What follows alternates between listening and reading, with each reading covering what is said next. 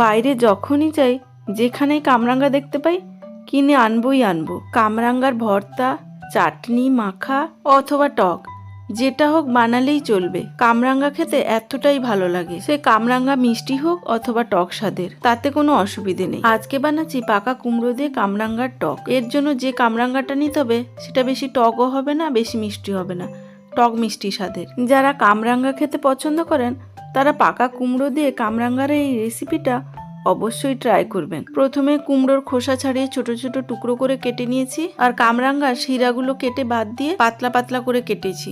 এরপর কড়াই সর্ষের তেল গরম করে 5 ফোড়ন ও শুকনো লঙ্কা ফোড়নে দিয়েছি। ফোড়ন ভাজা সুগন্ধ বেরোলে কেটে রাখা কুমড়ো, কামরাঙ্গা, স্বাদ মতো নুন ও পরিমাণ মতো হলুদ গুঁড়ো দিয়ে 2-3 মিনিট হাই ফ্লেমে নাড়াচাড়া করে নিয়েছি। এবার 1 কাপ জল দিয়ে ঢাকা আটকে লো হিটে 5 থেকে 7 মিনিট রান্না করলেই তৈরি হয়ে যাবে সুস্বাদু কামরাঙ্গা দিয়ে পাকা কুমড়োর টক।